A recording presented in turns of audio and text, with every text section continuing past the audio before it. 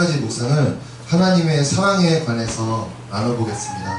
하나님의 사랑을 여기 계신 모든 분들이 각자 말해볼 때 그 사랑이 다 다르게 나타날 수가 있습니다.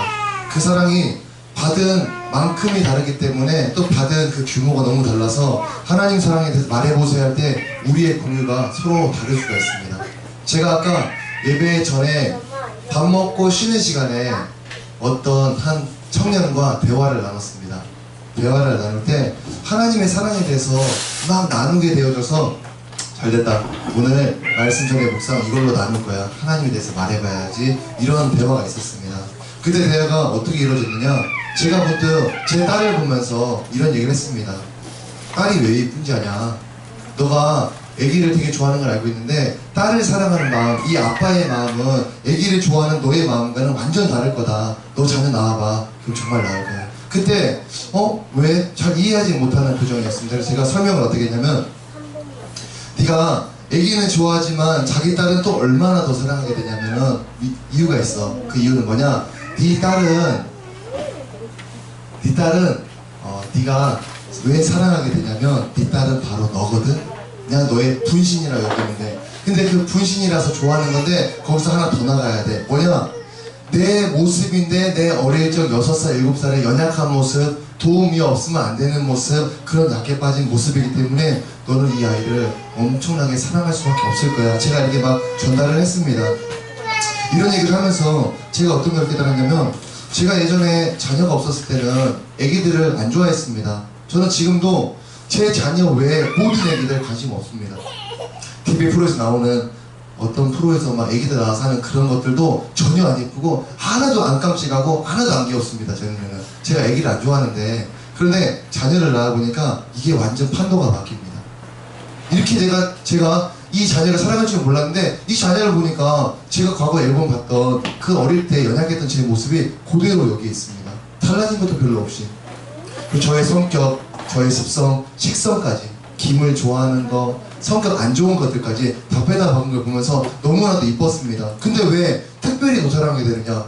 내가 나를 사랑하듯이 쟤를 사랑하면 동일한 사랑이었는데 왜 더 사랑하게 되느냐?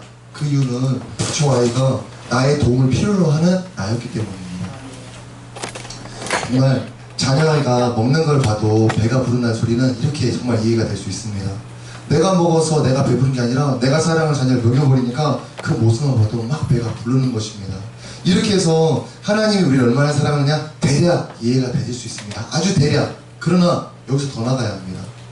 내가 자녀를 이렇게 이뻐하지, 하나님 우리를 자녀를 여기시잖아, 이렇게 이뻐하실 거야 에서 더 들어갈 거 있습니다. 그게 무엇이냐?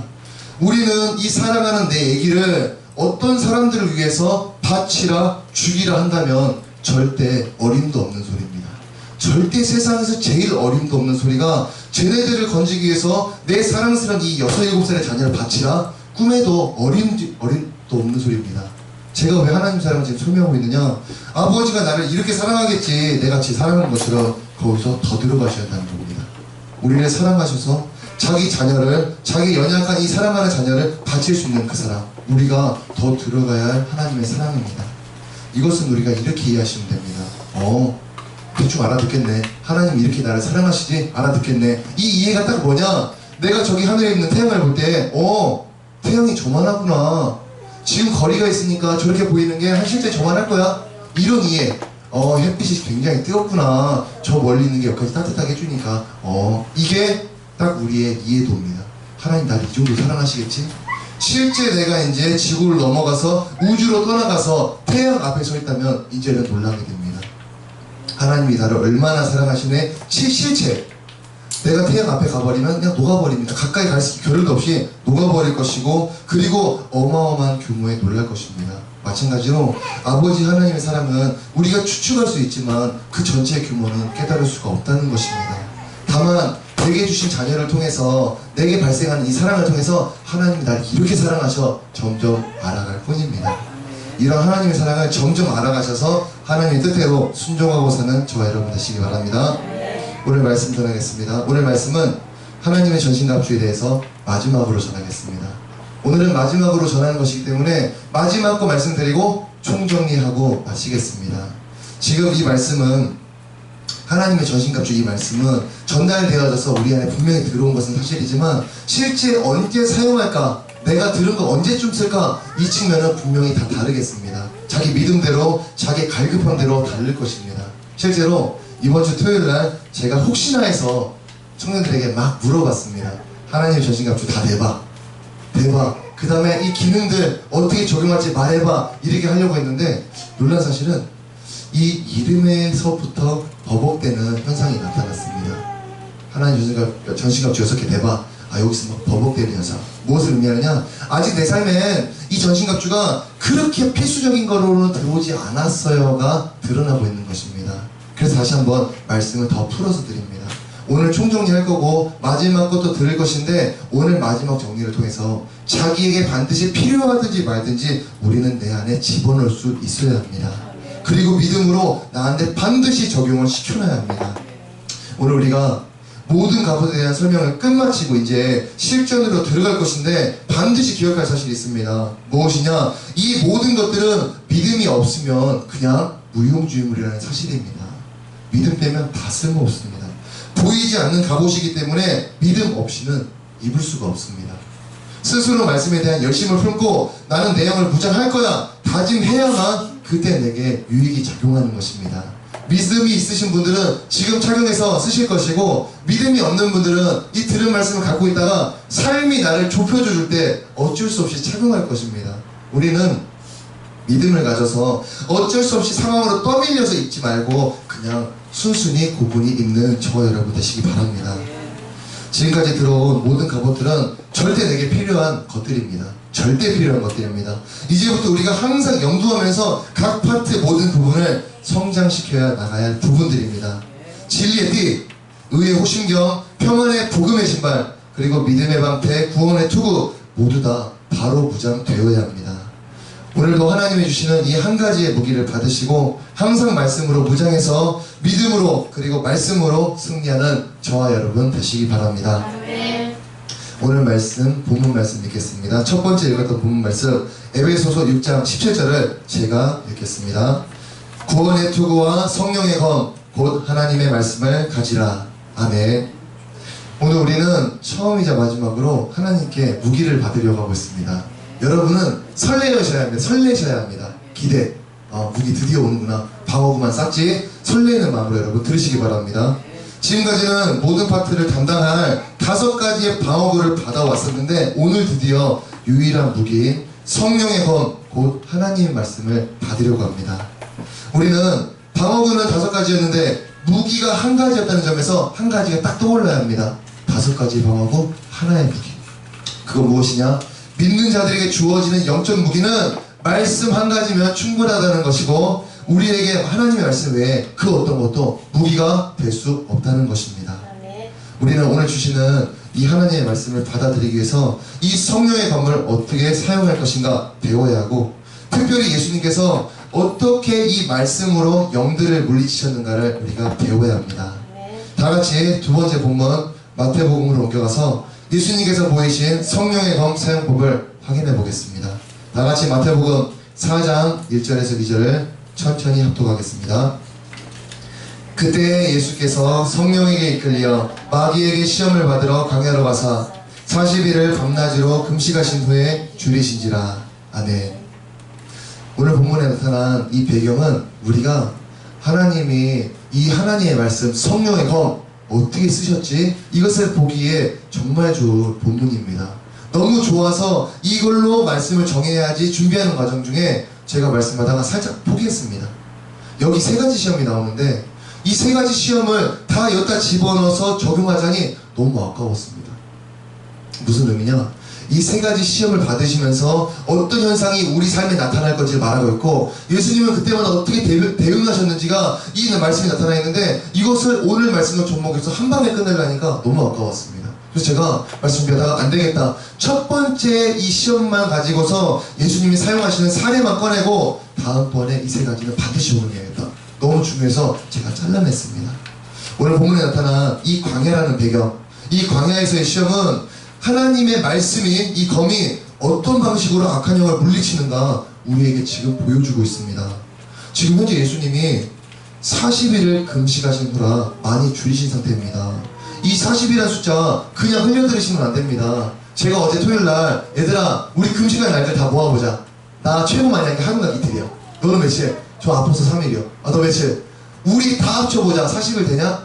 안 됐습니다. 지금 뭐를 말씀드리냐? 예수님이 인간적으로 너무나도 미약해져 있는 40일을 금식한 후라는 점을 여러분이 염두하라는 것입니다. 기력이 없습니다. 많이 배고프다 못해 넘어간 상태입니다. 사실상 이런 몸으로 전투가 합당할까요?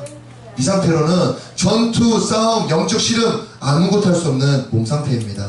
그러나 예수님께서는 이 상태로 악한 마귀의 시험에 참여하심을 우리가 지금 기억해야 합니다. 다같이 본문 마태복음 4장 3절을 합독하겠습니다. 시험하는 자가 예수께 나와서 이르되 내가 만일 하나님의 아들이거든 명하여 이들로 떡덩이가 되게 하라. 아멘. 지금 사신비를 굶주리셔서 조금 더 전투할 수 없는 몸인 예수님께 지금 마귀가 다가왔습니다. 그리고 마귀가 공격을 하는 장면입니다. 마귀가 예수님의 몸 상태를 지금 알고 있습니다. 너무나도 잘 알고 있기 때문에 공격하기에 가장 합당한 굶주림에 대해서 먼저 시험을 가하고 있으며 그 내용으로는 너의 굶주림을 해결하기 위해 돌로 떡을 만들어 먹어. 이 장면입니다. 우리는 이 장면이 겉보기에 별것도 아닌 시험 장면으로 여겨질 수도 있습니다. 겉보기에 별것도 아니다. 마귀가 예수님 배고파 하시니까 별것도 아닌 걸로 장난을 치네. 돌로 떡을 만들어 먹든 말든 무슨 의미가 있나. 우리 이렇게 충분히 생각할 수가 있습니다. 그런데 마귀의 이런 시험에는 우리가 깊이 생각해야만 깨닫게 되는 어떤 계략이 있습니다. 여기까지 딱 잘라버리겠습니다. 여기까지 이걸 킵한다고 합니다. 여기까지 딱 보관하고 부연 설명을 드려야 합니다. 여러분들 시험에 딱 당도했습니다. 여러분 입장으로 바꾸셔야 합니다. 지금 마귀가 시험을 딱 주는데 여러분 삶의 가장 힘든 날입니다. 40일을 굶은 그 정도 결핍의 날에 마귀가 찾아서 한다는 소리가 너 이 돌들로 떡을 만들어서 먹어. 장난을 하고 있습니다. 여러분 이 시험을 어떻게 받아들이시겠습니까? 어떤 거 만들어 먹으라고? 뭐 하는 거야 너 지금? 장난치는 거야? 뭐 그거 먹든지 말든지 뭔 상관이야. 이런 식으로 받아들이면 안 된다는 겁니다. 굳이 킵하는 이유가 전혀 듣는 준비가 지금 아직 안 돼 있어서 흘러갈 수가 없기 때문에 잠깐 잘랐습니다. 지금 이런 상태입니다. 너 또 만들어 먹어. 이런 상태. 우리 보기에 별것도 아닌 장난 같은 장면이겠지만 우리 전 인류 인간에게 다가올 3대 시험 중에 한 가지 그런 위대한 엄청난 위대한이 아닌 어마어마한 시험이 지금 당도한 겁니다. 우리는 그렇게 쉽게 받아들일 수 있겠습니다. 그러나 이런 마귀의 시험에는 우리가 깊이 영적으로 들어가서 생각해야만 깨닫게 되는 어떤 계략이 들어있다는 것입니다. 마귀가 의도하고 노리고 있는 점, 예수님과 세상 모든 사람에게 바라는 점, 바로 하나님 없이 인생을 살아보자 라는 계략입니다. 오늘 본문 3절 다시 한번 읽으면서 확인해 보겠습니다. 시험하는 자가 예수께 나와서 이르되 네가 만일 하나님의 아들이거든 명하여 이 돌로 떡덩이가 되게 하라. 아멘. 지금 마귀가 예수님이 40일을 굶었으니까 너 돌로 떡을 만들어 먹어 말하는 게 아닙니다. 마귀의 계략은 지금 무엇이냐? 사람이 가장 연약해져 있을 때, 가장 힘들고 결핍이 사무치다 못해 너무 쌓였을 때 너는 하나님을 의지할 생각 말고 네가 가진 능력으로 너의 배고픔을, 결핍을, 갈급을 스스로 해결하라는 것이고, 여기 있는 돌을 네 능력으로 바꿔서 너의 문제를 너가 해결하라고 시험하는 것입니다. 여러분, 우리는 이 본문 하나에 들어있는 어마어마한 계략 발견해야 합니다. 언제든지 전쟁은 병력으로 하는 게 아닙니다. 삼국지 보고 또 우리나라 이순신 이번에 나온 영화도 보면 알 수 있듯이 병력으로 싸움을 하는 게 아닙니다. 무조건 전쟁은 전법이고 계략입니다. 지금 우리가 이 영적 마귀의 계략을 파는 중입니다. 얘가 지금 나한테 뭔 장난을 치나? 돌로 떡을 만들지 뭔 상관이야? 그게 아니라 너 하나님 없이 좀 네 인생을 돌파해봐. 네 능력 있잖아. 이걸 우리에게 학습시키고 있다는 것입니다. 여러분 질문해 보겠습니다. 어떻습니까? 예수님이 돌을 떡으로 만들 수 있는 능력이 있습니까? 없습니까? 우리가 알기에 있습니다. 이보다 더한 것도 하십니다. 그 능력을 알고 있는 채로 제시하는 겁니다. 너 배고파 죽겠지? 미치겠지? 뭐해? 네 안에 있는 능력으로 이 돌을 떡으로 만들어서 해결해.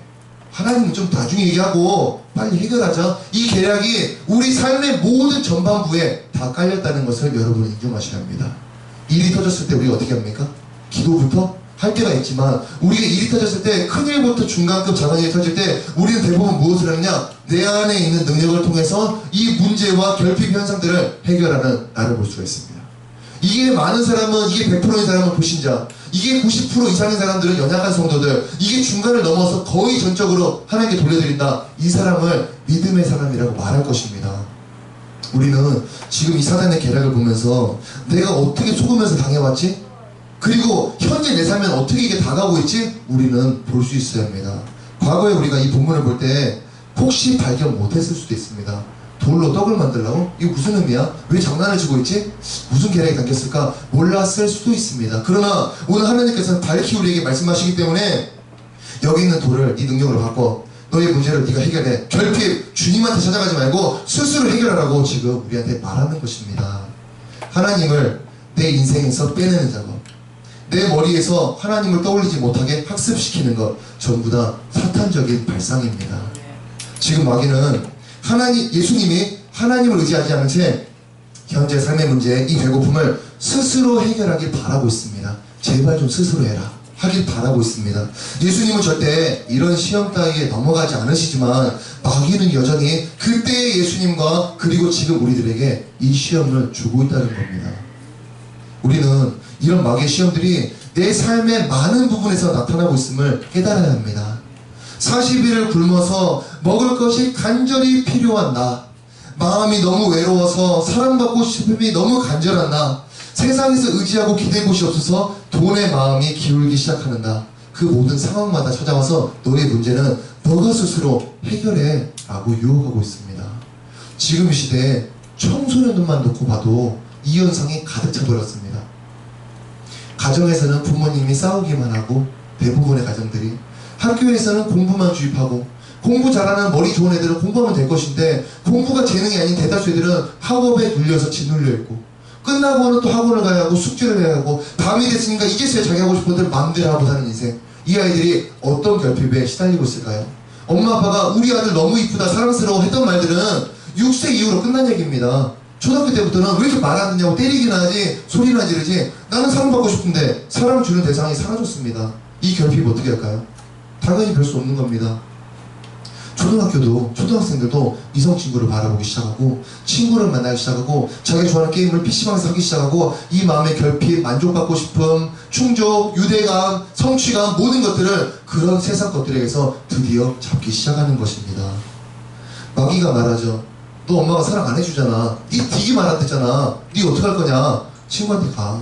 여친 만들어. 게임방 가서 게임해. 게임에서 커뮤니티 만들어서 네 게임 친구들이랑 교제해. 그리고 네 하고 싶은 말들 다 털어놔. 아무도 널 이해해주지 않으니까. 이런 모든 현상이 뭘로 다가가느냐? 이 돌로 너가 바꿔서 떡을 만들어 스스로 채워. 네 결핍을. 이런 유혹입니다. 우리는 자신이 얼마나 많은 순간 돌로 떡을 만들어 먹었는가 생각할 수 있어야 합니다. 마귀가 지금 어떻게 하고 있습니까? 돌처럼 양식이 될 수 없는 것들로 먹으라고 말하고 있습니다. 그나마 먹거리가 될 만한 풀 뜯어 먹어라 그런 게 아니라 그냥 양식이 될 수도 없는 돌 가지고 너 먹어봐. 내 영을 절대 채워줄 수 없는 영적이지 못한 세상 헛된 것들로 너 먹어봐. 지금 말하는 것입니다. 대부분의 사람들은 이렇게 영생을 이루지 못할 많은 세상 돌들로서 먹거리를 취하고 있습니다. 나도 현재 하나님의 말씀을 먹는 일보다 얼마나 세상 헛된 돌들로서 취하고 먹고 있었는가 생각해 봐야 합니다. 내게 영생을 주지도 못하지, 끝없이 샘솟는 이런 만족 또한 주지 못했다면 그것들은 전부 마귀가 내밀었던 돌들입니다.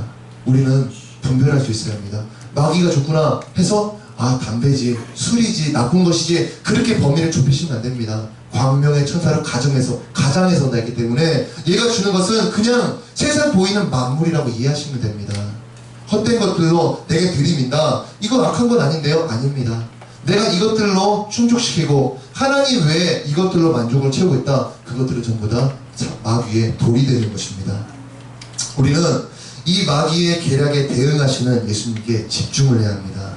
예수님은 지금 40일을 굶으셨습니다. 여러분들이 삶이 너무 지쳐있다고 너무 힘들다 하실지언정 여기 40일을 굶으신 예수님보다는 조금 나으실 겁니다. 그런 예수님이 지금 이렇게 연약해진 상태에서도 오로지 무기로서 뭘 들으셨느냐? 하나님 말씀만을 사용했다는 것입니다. 오늘 본문에서 말씀하시길 기록되었으되 사람이 떡으로만 살 것이 아니요 바로 맞대응 하실 말씀이 자기에게 충만했다는 것입니다. 이 장면은 우리에게 또 한 가지의 가르침을 줄 수 있습니다. 무엇이냐? 그것은 사람이 아주 연약해져 있다, 마음이 낙심되어서 지쳐버렸다, 그럴지라도 이 하나님의 말씀이 내 안에 충만하다면 그냥 승리할 수 있다는 사실입니다. 제가 되겠어요? 우리 집 돈이 이 정도 없는데요. 제가 할 수 있을까요? 저 좀 많이 자신감이 소진됐어요. 제가 지금 마음이 조금 지쳐있거든요. 다 필요가 없고 어떤 상태든지 간에 하나님 말씀이 내 안에 채워있다면 승리할 수 있다는 것입니다. 우리들의 전투는 육체적이지 않습니다. 그렇기 때문에 현재 나의 기력, 나의 체력 중요치가 않습니다. 다만 내게 얼마나 많은 하나님 말씀이 채워져 있느냐의 문제입니다. 예수님은 생명의 말씀 그 자체이기 때문에 마귀의 시험에 전혀 요동치 않는 모습을 보여주셨습니다. 우리는 하나님의 검을 어떻게 사용할 것이냐 배우기 전에 내가 타격할 대상이 어떤 방식으로 다가오느냐부터 깨달아야 합니다. 우리가 암만 칼질 배우는 것보다 내가 칼질해야 할 대상이 누구냐를 배우는 것이 더욱더 중요한 것입니다. 우리가 흔히 아는 대로 마귀는 유혹을 해서 내게 들어옵니다. 저는 어제 이 말씀을 준비하면서 너무 말씀의 핀트가 자꾸 새어나가는 것을 너무 느꼈습니다. 아니 지금 말씀은 하나님의 검이 뭐냐, 어떻게 쓰는 거냐 막 이런 쪽으로 퍼져나가는데 갑자기 마귀의 전략에 대해서 막 자꾸 준비되는 걸 보고 와 왜 이러지? 근데 준비하면서도 이걸 놓을 수가 없었습니다. 왜냐? 우리 마음에 이게 배워지지 않았으면 결국 검 들어도 의미가 없기 때문에 이게 필수라는 것을 알고 제가 이것을 거쳐서 다음 걸 했습니다. 우리가 아는 대로 마귀는 유혹을 해서 내게 들어옵니다. 내가 인정을 해야 들어올 수 있는 거고 내가 수긍해줘야 걔가 내 안에 들어와서 주인 노릇을 하는 것입니다. 바로 마귀의 침투 방식은, 공격 방식은 나를 수긍시키는 겁니다. 우리는 우리의 검은 이와 반대로 작용합니다. 어떤 식이냐? 나는 하나님을 절대로 신뢰할 거야. 나는 상황에 관계없이 내 믿음을 지킬 거야. 그리고 이런 생각들을 붙들어주는 근거의 말씀들, 이게 바로 나의 검이 되는 것입니다. 마귀는 사람을 마음대로 해버릴 주권을 가지고 있지 않습니다. 우리가 항상 유혹당한다고 왜 또 나 넘어졌지? 그렇다 해서 마귀가 마음대로 내게 침투해서 주권을 잡았다 그럴 수 없습니다. 그럴 것이 없습니다. 다만 걔가 무엇을 통해서 들어오느냐? 자신의 것들, 내 안에 들어져 있는 죄와 악들이 사람 속에 보이기 때문에 그 자기 것들을 통해서 들어오려고 시도를 하는 것이고, 마귀가 주는 유혹들, 충동들을 말씀으로 바로 처리하지 못할 때 영적 침투가 일어나는 것입니다. 마귀는 스스로 어떻게 할 수가 없습니다. 우리를 욥에서도 봤을 때 하나님이 허락하셔야 너 생명은 건드리지 말고 그 외의 것들을 해라, 그렇게 허락하셔야만 할 수 있듯이 마귀가 만들어 할 수는 없습니다. 다만 우리 안에 발견되어지는 죄들, 악의 문제들이 분명히 보여졌다. 그 공간으로 자기가 들어오는 것입니다. 우리는 읽어왔던 말씀들이 내 안에서 확신의 말씀이 되어버렸을 때 저런 공격과 침투함에 승리할 수 있음을 알아야 합니다. 예수님께서도 연약하여 있는 이 굶주림의 순간 하나님의 말씀으로 충분하다 대응하셨던 것처럼 내게도 모든 상황에 대응할 말씀이 검으로서 존재해야 합니다. 우리의 무기는 마음껏 휘둘러가면서 상대를 위협하는 도구가 아닙니다. 생각이 들어왔을 때 바로 잘라내버리는 도구이며, 하나님 쪽에 있지 말아, 이런 생각을 갖가지 도구나 상황을 통해서 내게 심으려 할 때 바로 찔러 쪼개버릴 수 있는 게 말씀의 검입니다. 오늘 예수님의 대응 방식이, 시험하는 자가 예수님께 나왔습니다. 마귀가 와서 하는 말이, 너 연약하지? 배고파 죽겠지? 너 하나님 아들이야? 능력이 있어 너? 진짜야? 그러면 너 명령해서 이 돌들로 바꿔, 너 빨리 배를 채워, 이렇게 공격을 했다면 대응 방식이 다른 게 아니라 검을 막 휘두르는 게 아니라 그 말에 합당한 대응할 말, 예수께서 대답하여 이르시되 기록되었을 때 사람이 떡으로만 살 것이 아니요 하나님의 입으로부터 나오는 모든 말씀으로 살 것이라. 이게 바로 검을 사용하는 맞대응 방식입니다. 여러분, 이게 만약 말씀의 검을 사용하는 방법이라면 우리는 반드시 놓치지 말아야겠습니다. 내 안에 말씀이 없다면 내게는 뭐가 없는 겁니까? 검이 없는 겁니다. 내 내 안에 말씀에 들어있는 수준이 낮은 수준이라면 나는 모든 공격에 대해서 반응할 수 없는 상태고, 내 안에 있는 말씀이 충만해서 가득 차 있다면 나는 모든 현상, 모든 악한 것들에 대해서 자라낼 수 있는 대응이 준비된 상태입니다. 우리는 말씀 그 자체이신 예수님이 세 가지 시험 바로 말씀으로 대응하셨던 것처럼 이 말씀을 사랑하고 받아들이고 채워놔서 모든 상황마다 자라버릴 수 있도록 해야만 합니다. 내게 타당한 근거가 없다면 마귀 생각에 대항하실 수 없습니다. 내가 너무 외로워 죽겠습니다. 너무 외로운데 엄마는 나를 사랑을 안 합니다. 아빠는 떠나버렸습니다. 이런 가정 환경 속에 있는 애기가 마귀가 침투를 해서 이번 주에 너 소개받을래? 너 교회 가지 말고 이번 주에 이성교제에 너 소개 한번 받을래? 이럴 때 생각이 들어왔을 때 대항할 수 있는 근거가 하나도 없습니다. 네가 세상이나 세상 것도 사랑하지 마라. 하나님의 사랑이 떠나간다. 이런 근거의 말씀이 없기 때문에 나는 외로운데 생각은 들어와서 이번 주 데이트하러 가자 하면 받아들이는 수긍 알았어 바로 침투입니다. 마귀는 야 수긍 좀 해주라, 야 화장 좀 해줘 하면 바로 들어오는데 그 허락을 누가 했느냐? 내가 한 것입니다. 대응할 수 있는 타당한 근거의 말씀 없는 것입니다. 믿는 사람들도 역시 마찬가지입니다. 고난의 순간이나 이해가 전혀 안 되는 상황, 교회에서 당했을 때 사람이 시험받고 쓰러지듯이 모든 공격에 맞설 타당한 말씀들이 내게 충만해야 합니다. 교회에서 열심히 일하시는 분들, 정말 중직을 맡으신 분들, 헌신하시는 분들, 믿음이 신실하신 분들도 모든 말씀들이 그 아래 충만하여서 버텨주지 않으면 생각지도 못한 데서 쳐서 나가게 됩니다. 아니 그렇게 열심히 있고 신실하신 분이 어쩌다가 교회를 떠나셨대? 가능합니다. 왜냐? 그 안에 분명히 준비되지 않은 어떤 말씀이 이 사단의 공격이 침투됐을 때 방어를 못했기 때문에 넘어질 수 있는 것입니다. 마귀는 우리에게 항상 말하고 있습니다. 일이 내 집에서, 가정에서, 밖에서 크게 하나 딱 터져버리면 역시 그렇지. 하나님 어디 있어? 네 마음의 괴로움을 봐. 네 자녀도 우는 거 봐 지금. 네 원하는 대로 살아. 너 지금 뭐해? 이렇게 말로는 안 합니다. 그러나 내 마음으로 말해줍니다. 미치겠다. 그만두고 싶다. 도저히 못한다. 마음에다 대고 그냥 감정으로 이 감격 다 감동으로 다 말해줍니다. 그렇게 말할 때 시도 때도 없이 우리에게 찾아올 것인데 그때 내가 분명히 예수 이름으로 떠나가라, 예수 보혈로서 떠나가라 선포도 해야겠지만 그 마귀에게 주장할 만한 근거의 말씀 역시 갖고 있어야 합니다. 예수의 이름으로 떠나가, 믿음으로 보혈로서 떠나가 말하는 거 좋습니다. 그러나 분명히 합당하게 너는 떠나야 할 것이야 해야 할 근거의 말씀도 역시 존재해야 한다는 것입니다. 예수님은 세 가지의 시험을 받으실 때마다 다 똑같습니다. 야 마귀야 너 지금 나한테 뭐 하는 짓이야? 내가 너 타락했지만 나름 내가 너 만들지 않았냐? 그런 거 없습니다. 아무것도 없고 말로써 덤비는 놈한테 허탄하고 이런 타락된 말로서 덤비는 이 마귀에게 하나님 말씀을 통해서 떠나게 만드셨습니다. 배고픔을 돌로 해결해봐 주장하고 있을 때에도 하나님의 말씀으로만 대응을 하셨습니다. 그처럼 우리들도 마귀의 공격 때마다 자신만의 해결법을 사용할 것이 아니라 하나님의 말씀을 선포함으로써 공격을 할 수 있어야 합니다. 여기서 우리는 또 하나를 깨달아야 합니다.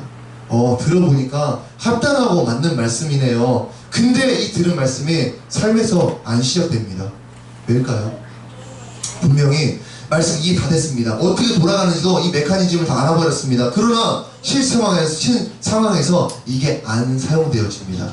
이 문제가 뭘까요? 이 문제는 이렇게 이해할 수 있습니다. 내가 여지껏 살아왔던 33년의 삶의 패턴, 50세 이상의 삶의 패턴, 그 이상의 삶의 패턴이 여기에 녹아져 있기 때문에 하나님의 새로운 방식, 말로 공격하는 걸 말로 받아버리는 것, 생각으로 들어온 걸 생각으로 받아쳐버리는 거가 내 안에 준비가 안 되어서 있습니다. 내가 문제 터질 때 왜 이러냐? 아니 돈으로서 사람을 통해서 어떤 일을 하는 거는 정말 바로 튀어나갈 것인데 말씀으로 내가 이렇게 해서 하나님 말씀 본받 뜻 가운데서 해결할 것이다 이런 것들은 쉽게 나가지지 않는 것입니다. 왜냐? 안 쓰던 방식인 겁니다. 평생토록 비누로 세안을 하셨던 분들이 이제는 비누라는 걸 쓰지 마시고 이 기계를 통해서 씻어보세요 하면은 다 어려워합니다. 더 와닿는 얘기로서 평생토록 휴지로서 해결해 보셨던 분들에게 비데 앉아보라고 하면은 당황해합니다. 비데를 저게 깨끗하다고 생각하지만 오히려 저게 더 더럽다고 생각하시는 분들도 있습니다. 물론 그렇게 비데 안 쓰시는 분들도 있습니다. 무엇을 의미하느냐? 내가 평소에 써왔던 패턴대로 방식대로 난 하겠다는 게 이 안에 강하게 녹아져 있기 때문에 하나님의 말씀을 검을 가지고 싸우는 법을 배웠어도 실상황에서는 말씀을 꺼내서 던지는 방법을 잘 안 믿어한다는 것입니다. 살았던 방식이 여기 녹아져 있습니다. 우리는 내가 갖고 있는 하나님의 그 말씀 하나하나가 그냥 검 자체임을 기억해야 합니다. 사용법이 남다르지가 않죠. 그냥 내가 믿은 그대로, 확신한 그대로 선포를 던지는 것입니다. 지금까지의 전신갑주 방어구로서 공격들을 막아왔었다면 이 말씀의 검은 버텨주는 용이 아닙니다. 지금까지는 버텨왔겠지만 이것은 그게 아닙니다. 적극적으로 찔러 공격하는 용이고, 마귀가 절대 싫어하는 하나님을 향한 확신을 선포로서 보여주는 것입니다. 여지껏 무장했던 것들, 의의 호심경, 진리의 띠, 이런 것들은 내가 주님의 진리에 붙들린 사람이고 내가 의로움으로 무장하였으며 이런 것은 들어올 수 없어, 이렇게 방어적 태도였다면 이제 검은 다릅니다. 내가 요즘 살아가는 모든 말씀들을 내지르고 던지고 선포함으로써 바로 앞으로 쏟아내는 공격의 무기입니다. 오늘 본문에서는 이 하나님의 말씀을 성령의 검이라고 소개했습니다. 어느 누구도 성령님께서 때때마다 조명을 해주시지 않는다면 이 말씀의 검 사용치 못할 것입니다. 성령님은 믿는 자 안에 채워진 이 말씀 안에서 역사하시기 때문에 상황에 따라서 조명된 말씀들이 마귀의 시험에서 이김을 갖게 합니다. 누구도 이 검을 사용하기 위해서 성경을 읽는 것 당연히 필수가 되며, 암송을 한다면 더 좋겠지만 그렇게까지는 못하더라도 가득히 읽고 채워나감이 있어야 합니다. 마귀의 떠나감은 내게 어떤 강함이 엿보여서가 아닙니다. 저 사람 말씀 선포하고 있는데 선포하는 모습 보니까 무섭다, 떠나가자, 절대 내 모습 보고 가는 것이 아니라 내 안에 있는 이 말씀을 믿음으로 선포할 때 떠나는 것이지 나에게서는 어떤 것도 기대할 바가 없습니다. 우리는 오늘 말씀을 통해서 내가 유일하게 받은 이 검을 어떻게 준비하고 취하였었는가 생각해 봐야 합니다. 가득히 채워진 말씀이 내 안에 없다면 나는 공격에 맞설 검이 없는 것이고 맨날 방어구로 막기만 하고 버티기만 하고 이런 힘든 전쟁을 할 수밖에 없습니다. 우리는 유일하게 받은 무기 역시 하나님의 말씀이었음을 기억해야 합니다. 이 성령의 검은 방어적이지 않았습니다. 적극적으로 선포해서 대항하는 검이었으며 말씀을 조명해 주시는 성령 안에서 사용이 가능합니다. 오늘 말씀을 통해서 이 받은 무기를 더욱 날카롭게 단련하시고 모든 상황마다 말씀이 나를 이기게 하도록 검을 사용하시기 바랍니다. 이제 지금까지 들은 모든 전신갑주에 대해서 간략하게 전달하고 말씀을 마치겠습니다. 모든 갑옷들 여러분들 다 들으셨습니다. 제가 지난주에 말씀드렸듯이 갑옷들 어떻게 이해하셔야 하느냐, 여러분 갑옷들의 이름하고 특징들만 이해하시면 절대 안 까먹습니다. 그러나 이름하고 특징마저 까먹어버리면 절대 삶에서 안 떠오릅니다. 말씀드렸듯이 우리는 이 내용만 들으면 됩니다. 첫째, 이 모든 갑옷들의 기본 성질들이 있습니다. 절대 이 갑옷들은 철이 아니라는 것입니다. 이 갑옷들의 성질은 하나님의 말씀이었으며 예수 그리스도라는 사실을 우리가 먼저 알고 있어야 합니다. 그리고 믿음을 가진 사람만 착용할 수 있는 영적인 갑옷입니다. 진리라는 말씀이 진리의 것, 이 진리라는 말씀이 나의 삶의 기준이 되어버려서 언제나 나의 생각, 감정, 그리고 의지를 통제해준다면 그는 진리의 띠를 내 중심에 동요맨 사람입니다. 나 진리대로 살 거야. 진리가 나의 모든 삶의 방식이야. 이게 나를 통제시켜. 이렇게 사시는 분들은 진리의 띠로 무장이 된 사람입니다. 그리고 하나님의 오르심, 이 의호심경, 하나님의 오르심으로 자신의 마음을 항상 무장해 나가는 사람은 의의 호심경을 심장에 덧대놓은 사람입니다. 예수 믿는 사람들도 양심을 까보면 다 다릅니다. 너는 양심이 있다, 너는 양심이 없다, 다 다릅니다. 어떤 청소년 하나가 저한테 제 길 가다가 커피를 마시다가 조용히 어디 길 위에다 올려놓고 갈 때 저한테 바로 얘기했습니다. 왜 걷다 버려요? 저도 보니까 그렇습니다. 왜 어디다 버리지? 저한테 뭐가 없습니까? 이게 쓰레기 무단투기라는 개념이 없는 겁니다. 저에게 꽤 전에 얘기긴 하지만 저한테 그런 양심이 없었기 때문에 커피 다 마시고 누가 치우든지 말든지 올려놓고 갑니다. 그 청소년은 저보다 믿음은 크지 않은지 모를지언정 저보다는 양심이 있었던 것입니다. 마찬가지로 내 인생의 양심이 또 하나님 앞에서의 오름이 이 양쪽 측면이 무장되어 있는가가 의의 호심경으로 통하여서 알 수 있는 것입니다. 또 항상 평안함을 잃지 않죠. 우리가 이 평안의 출처가 되어주는, 내 마음의 평정심을 갖게 해주는 이 복음을 신발로서 신은 사람은 항상 어떤 상황, 역경이라는 길을 걸을지라도 복음 때문에 평안을 놓치지 않게 되는 것입니다. 그리고 이 모든 세 가지 것들 위에 반드시 믿음이라는 방패를 갖춰내서 모든 공격은 이 최전방에 위치한 너 믿음이 막아낸다 기억할 수 있어야 합니다. 하나님과 동일한 생각, 그리고 구원에 대한 확신, 이게 내 머리를 가득히 둘러싸서 구원의 투구 역할을 해야 하며, 오늘 받은 하나님의 말씀, 이 성령의 검으로 모든 마귀의 시험과 유혹에 적극적인 선포를 할 수 있어야 합니다. 우리는 모든 것들이 하나님의 말씀으로 되어 있음을 기억하셔야 하고, 더 자세히 말해 예수 그리스도가 나의 전신에 무장되어야 함을 깨달으시면 됩니다. 말씀을 가까이 하지 않은 채 영적 전쟁 생각지도 말아야 하고, 진리와 의와 평안을 잃고서는 무장 해제가 돼버림을 우리가 기억해야 합니다. 지금까지 들어온 모든 말씀들은 가장 기초고 필수가 된다고 인정할 만한 믿음 역시 있으셔야 합니다. 그리고 내게 영적 무장이 너무나도 필요해요 느끼는 갈급함까지 있으시면 됩니다. 하나님의 모든 말씀으로 자신을 믿음의 군사로 만드시고 언제나 하나님 앞에서 승리를 쟁취하시는 저와 여러분 되시기 바랍니다. 우리에게 전부는 예수 그리스도입니다. 그리고 그분을 기록하고 있는 하나님의 말씀입니다. 항상 이 말씀을 가까이 하여 자신 안에 채워가시는 저와 여러분 되시기 바랍니다. 기도하겠습니다.